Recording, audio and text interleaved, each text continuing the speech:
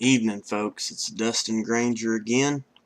Just checked my email and I got a report from the Town Hall magazine that titled New Federal Government Marching Orders. Lose weight. Michelle Obama, remember her campaign against childhood obesity? Well, that is also known as the Healthy Hunger-Free Kids Act. This bill authorized the federal government to regulate bake sales, and on December 3rd, 2010, Associated Press reported that the legislation authorized the Department of Agriculture to write guidelines requiring healthier food on school premises. This legislation would apply to all food sold in schools during regular class hours, including in the cafeteria line, vending machines, and at fundraisers. And Tom Vilsack, who is the Secretary of Agriculture,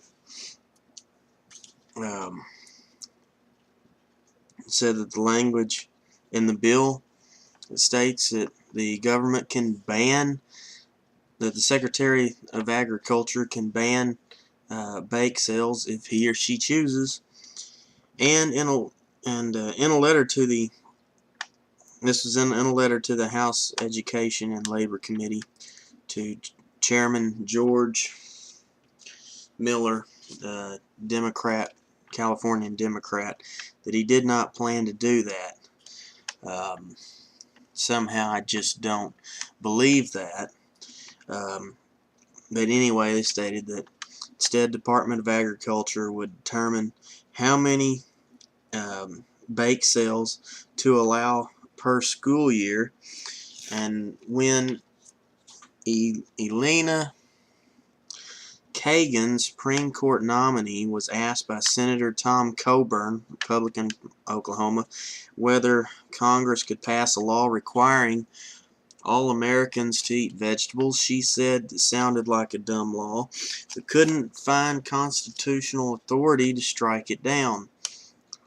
The National Institutes of Health monitors and determines what constitutes national obesity levels. How can I say this? Wouldn't it be nice if the government could just leave us alone, leave our kids alone? Who are they to decide what they can eat and what they can't, what we can eat and what we can't? And also, let me see, where was it in here?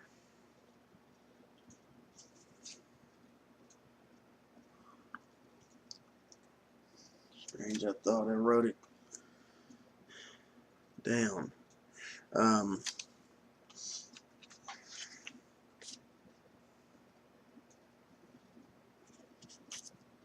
Oh,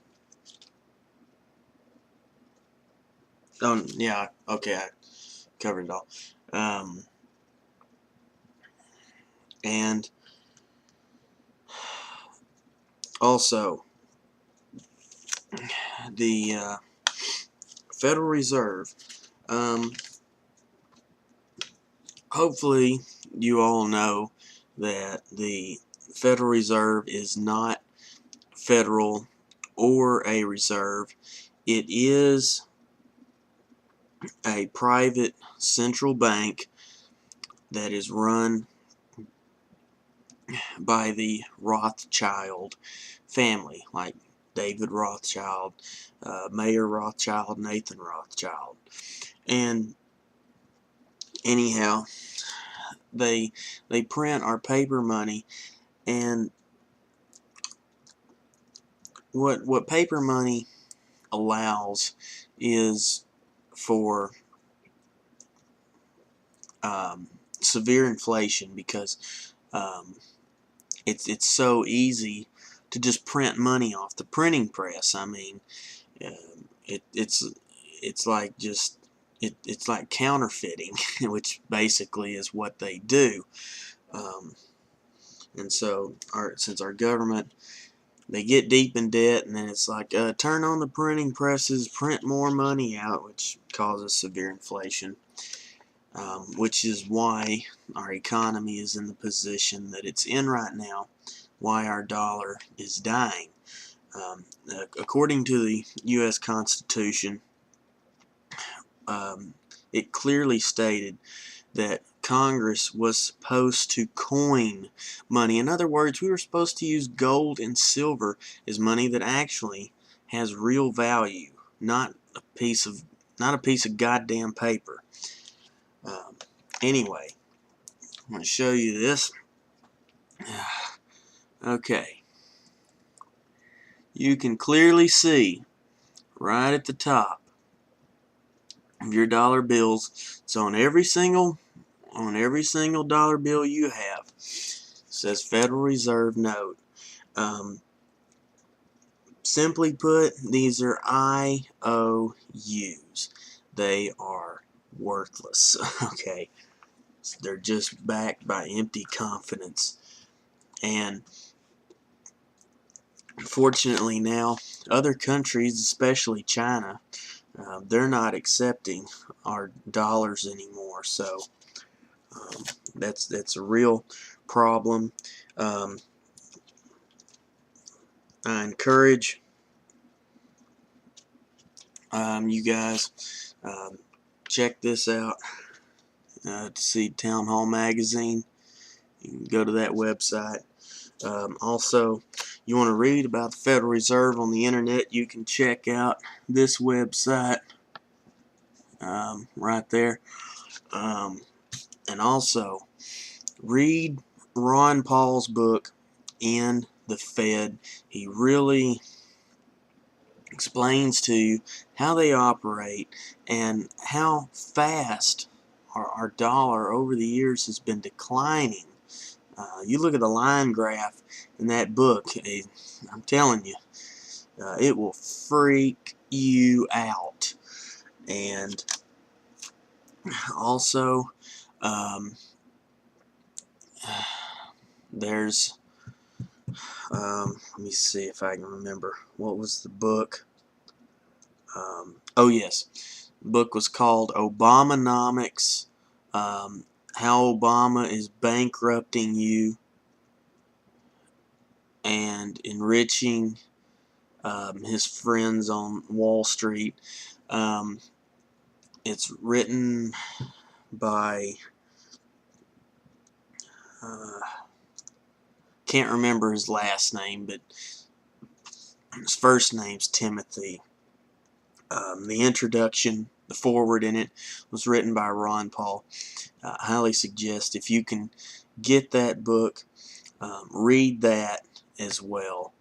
And there are also some movies that you can watch on YouTube about the Federal Reserve that explains the history behind it, and how Andrew Jackson literally risked his life to get rid of the bank when he was in office. And thank God he did, because if he hadn't, God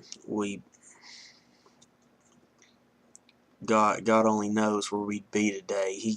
He bought us quite a bit of time. It took him about 80, if I remember right, about 80 years after he kicked him out for him to get back in. And And Ron Paul, he is, when you read his writings and you listen to his speeches, he is vehemently opposed, extremely opposed to the Federal Reserve, um, because of how dangerous they are to our country. As Mayor Rothschild once stated, you let me uh, print a country's, have control over a country's money, and I don't care what laws they write. I mean, when you have the money, you make the money, you have the power. It's that simple. Um, so, also, another great show that I highly encourage everybody to watch. Um, when you go to Yahoo search, put in the search box, censored Jesse Ventura.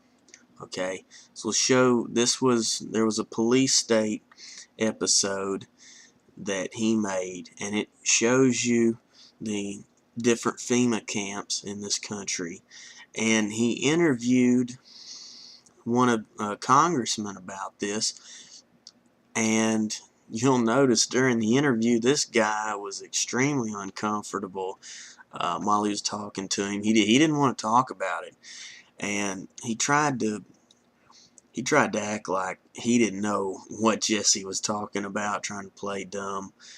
Um, and my favorite scene, one of my favorite scenes in it was where he looked at this one FEMA camp and talked to one of the employees about it, and this lady tried to tell him, oh, it's just a residential center. And he's like, a residential center? It's got double fences with barbed wire, rolled barbed wire at the top of it, and it says on the sign here that you can't bring anything in here that would allow somebody to escape, and the doors were locked when he first showed up.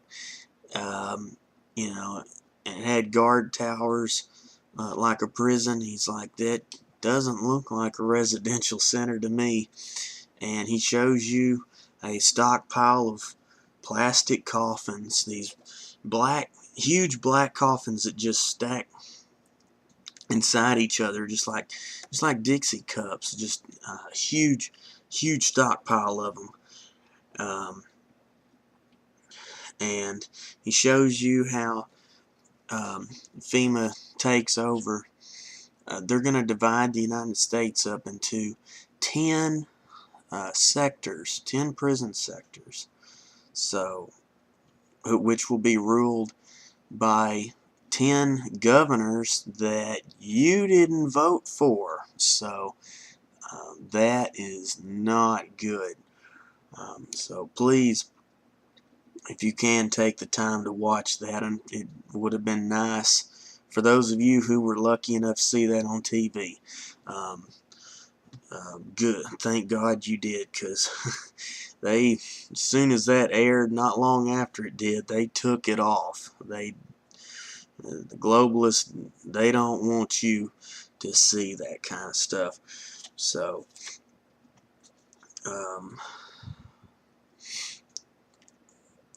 and anyhow, if you haven't noticed, in some countries the mark of the beast has been, we already have it here in America, it just hasn't been made mandatory yet. And God, when it is, if they actually manage to do it, it's gonna be literal hell. Because, I mean, just like the Bible says, you will not be able to buy or sell without having a chip in your hand, and you don't want it. So, anyhow, that's about all I've got to cover for right now. So I'll let you. So, see you later.